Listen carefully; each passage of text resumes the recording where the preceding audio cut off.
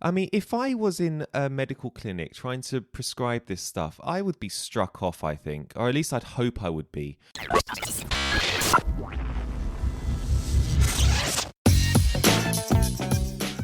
Hello and welcome to A Doctor's View, a podcast looking at everyday health topics and life through a doctor's eyes. Please note that all opinions are my own and should not replace the advice given to you by your own doctor.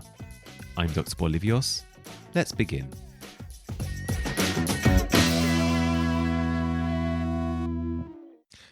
Hello, welcome to A Doctor's View. Today I'm going to be talking about homeopathy. I'm going to discuss what homeopathy is, where it came from, and also talk about some of the arguments for it. And I'm going to give my general overview and thoughts on it. I'm actually going to start off with that. I believe homeopathy is a complete con. It is a load of absolute rubbish, and I can't believe it's allowed to be sold as anything other than sugar pills, really. And I'm going to discuss why. So, firstly, where did it come from? Well, homeopathy originated by its founder, Samuel Hahnemann, in the late 18th century.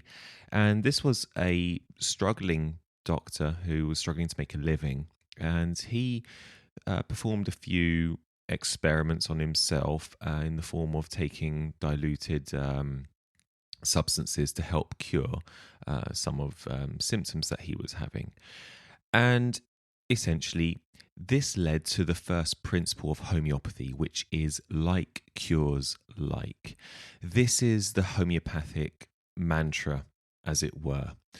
And so what that means is, I'll give you an example. If, for example, you are struggling with insomnia, you take an ingredient that would otherwise cause insomnia, for example, a caffeine-based ingredient, and that will relieve your symptoms. However, it's not that simple. You have to undergo the second principle, which is called potentization.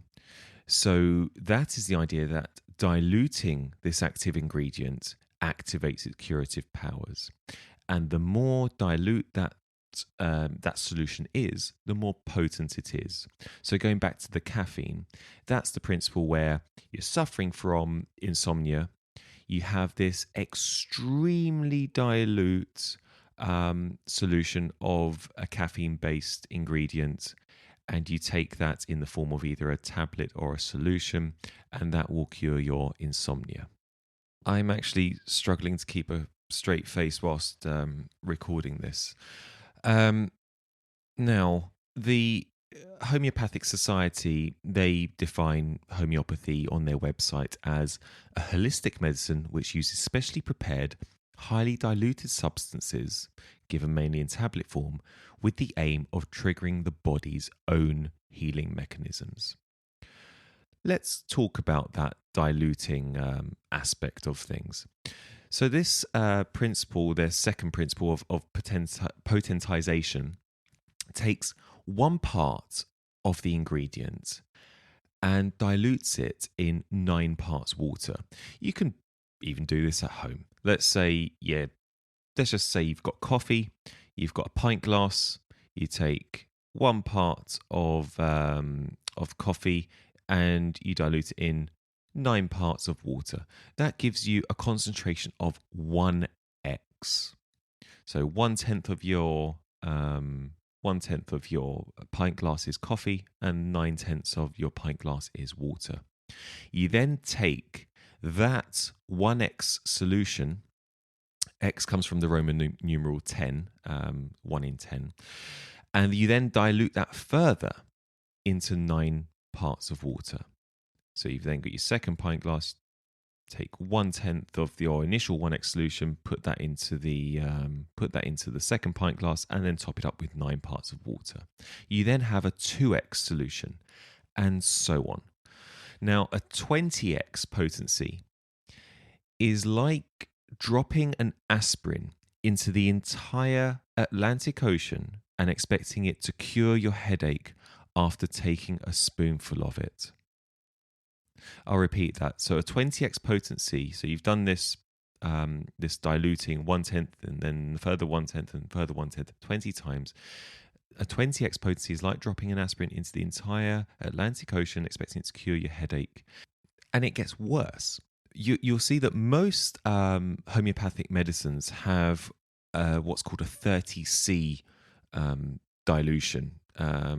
And this is extremely strong in a homeopath's mindset, in that the more dilute something is, the more potent it is.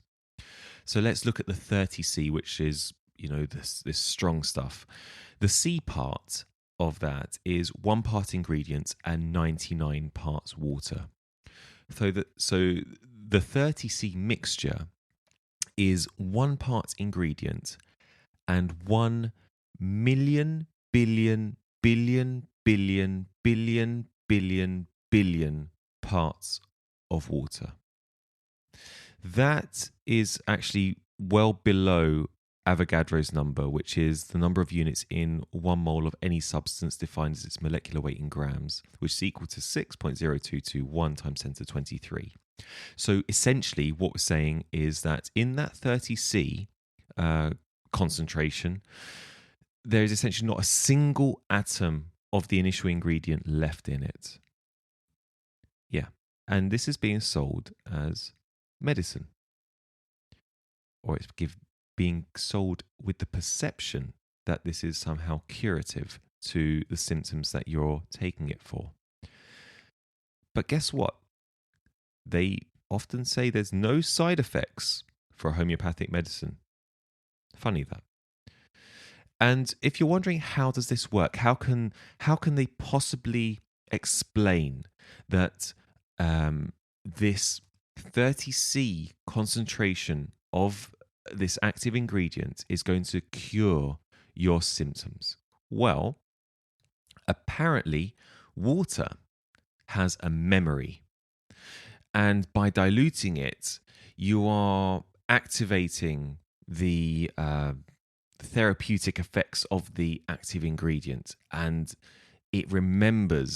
water remembers, because apparently we don't yet know fully the structure of water, even though I'm sure someone doing elementary chemistry will be able to tell you that water is H2O, and we know quite a bit about it. Yes, so water has this memory of the active ingredient that you've initially put into it. Have you ever heard a load of absolute like that before? I mean, if I was in a medical clinic trying to prescribe this stuff, I would be struck off, I think, or at least I'd hope I would be. This is just a load of rubbish. And let me sort of go into this a bit more. Going on this principle that water has this memory, I mean, let's look at tap water. Tap water is essentially recycled drain water, recycled toilet water. It's been purified, it's been cleaned, and it becomes the safe product that we can all drink and use in food. And if this were true, then a glass of tap water would be this incredible homeopathic cocktail of everything that's been in it before. We wouldn't know what to do with ourselves. We'd be cured of all sorts of things, or it's just absolutely ridiculous. And this is a multi-billion-dollar industry. I'm not talking about one or two. This is $5, $6, $7 billion. Hundreds of millions of people have been conned into using this, or believe it works. And I'm going to go into that too. Why is it that these people have such strong admiration for homeopathic medicine? Well, let's look at what happens when you go see a homeopath. You are giving over a relatively large amount of money for a consultation. You sit down with a professional, a health professional. This is a very loose term for a homeopath. And in some cases, actual doctors who have branched into alternative medicine and have used homeopathy as their main branch that they're going to go into. And you sit down and you discuss your problems, and they spend a great deal of time talking to you about your condition. They ask you lots and lots of questions. They listen, and this consultation is not a short consultation. It lasts for a long time. You're very attentive, and this is a lovely, lovely thing. And it's something that actually in conventional medicine, I wish we could actually do more of. To have, if you went to your GP, for example, and you had the time to discuss everything in great detail, and they talk to you, perhaps have a coffee whilst you do, you would feel better straight away. Just the fact you've got someone sitting there talking to you, discussing your problems and empathizing with your problems, and giving you that time of day. It makes you feel special, makes you feel important, makes you feel truly valued as a patient. And automatically, this is part of the healing process. It automatically makes you feel better. And then on top of that, if you then get prescribed something and say, this will work, come back and see me in a couple of weeks' time, and we'll see how we're going with this. Of course you're going to feel better. Of course you are. And like I say, I wish this aspect of it we could take over from homeopathy into conventional medicine and use it for our patients. Unfortunately, the volume of patients that we have to see, either in the hospital or in a GP setting, and the amount of time we have to see these patients doesn't lend itself to being able to do this to such a degree.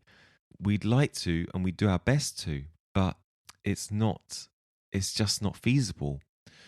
So that, I think, helps explain part of it. Also, the placebo effect is very real. And homeopaths will often point to studies with animals and children showing benefits. And how can they know the benefits of the placebo effect? So therefore, they've given animals and children homeopathic medicine and they've shown an improvement. Well, we know that the placebo effect can actually be transferred. Animals and children specifically are very in tune to their surroundings, and they very much react strongly to the body cues of the people around them, the people that they trust. So if you have a parent who believes they are giving something to their child that's making them feel better, they start to produce these body cues. They chat more, they laugh more, and they have a more positive vibe about them. And this, the child picks up on and automatically will start to feel better. And this we know. So if you go into these studies that, say, in the adult population, that you can find on the homeopathic website, they point to various studies. And when you look at them, you will find that not only are they quite poorly made, they are very small study samples. I think it was one with like 10 or 20 people in it. And you'll see that there's mixed results from these clinical studies.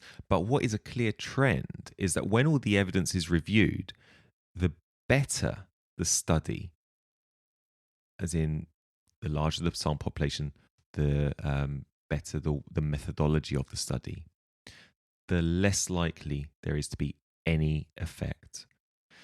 And the best designed studies are actually negative.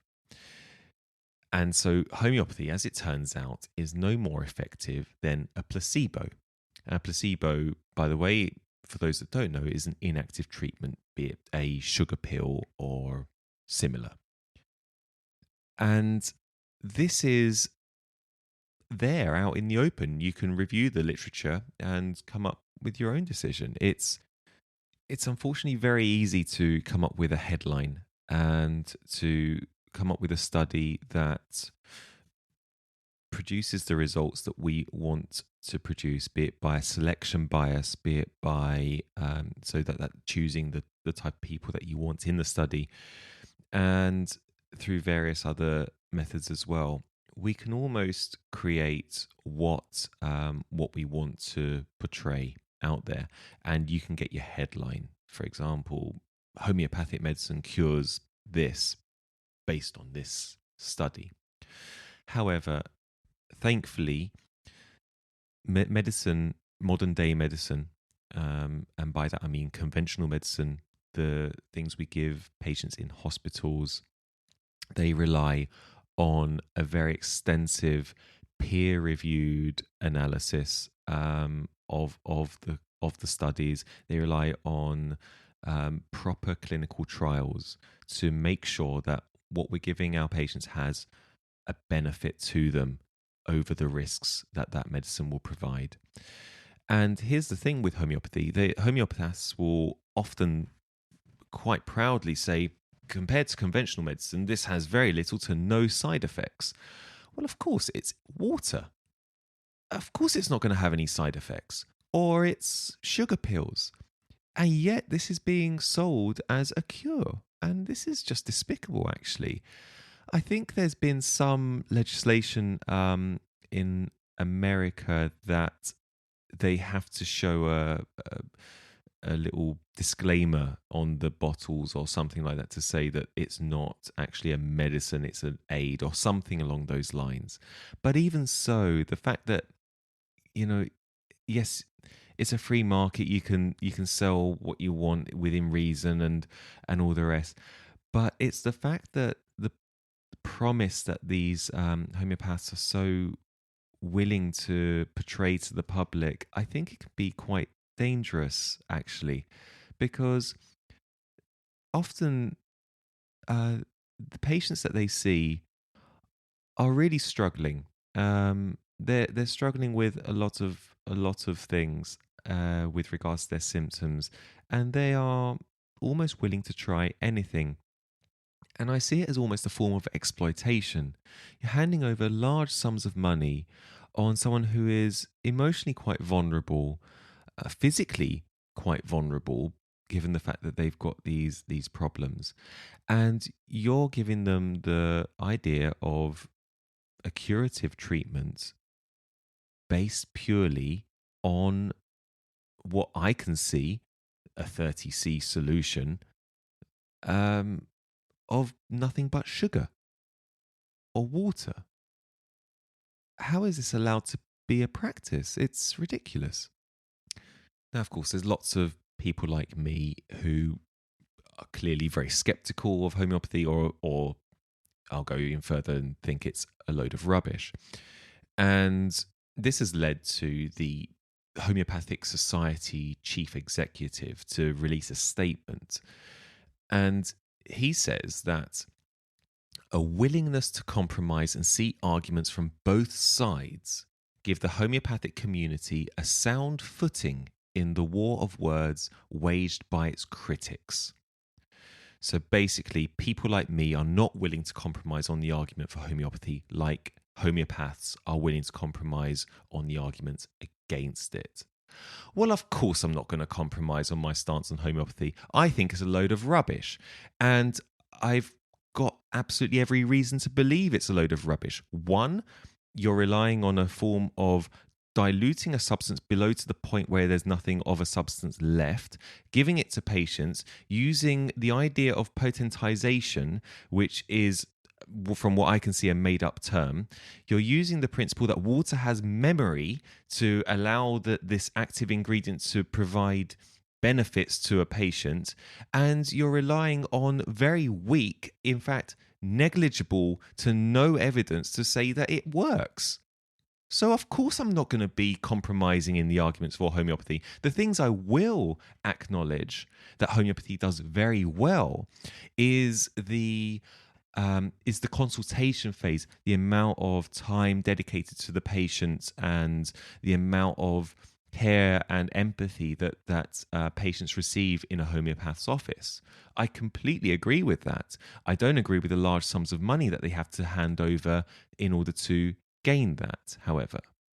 And this actually goes relatively well with what some homeopathic practitioners are arguing. So they're arguing that carrying out randomized controlled trials is an appropriate activity for orthodox medicine, but inappropriate for homeopathy, where effectiveness should only be judged by patient satisfaction.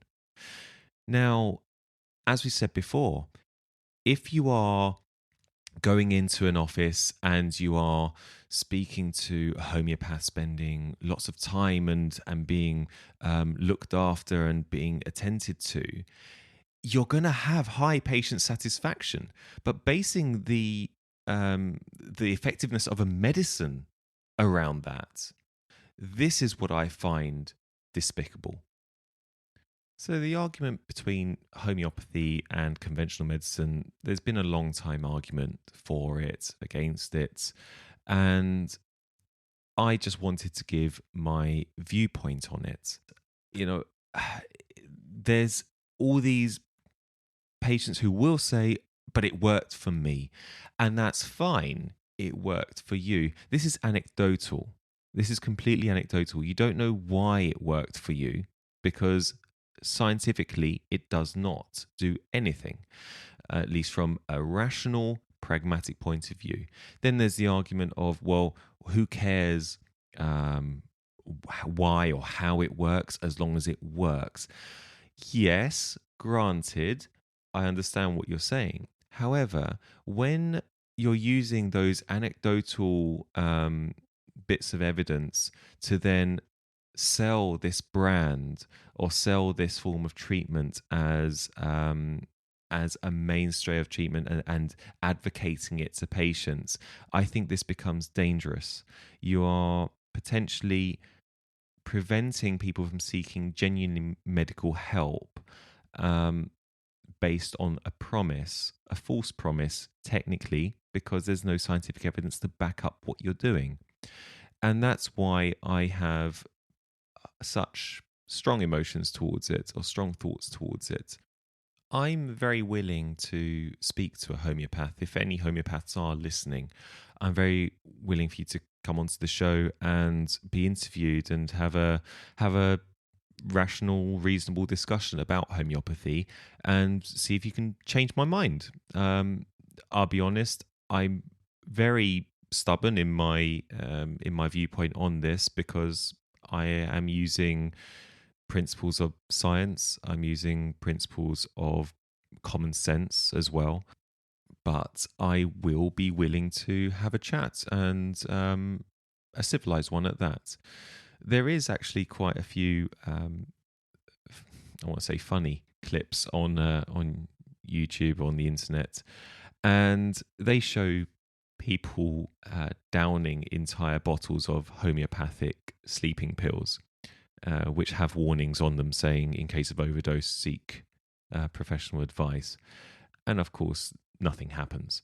So I think that kind of just goes to show some of the potency that these homeopathic medicines have, or rather, their lack of. Anyway, with that, I will leave you, and if you do have any topics you'd like me to discuss, please email me in the description of this podcast, and I will do my very best to answer them for you. As always, please look after yourself. I am Dr. Bolivios. Goodbye.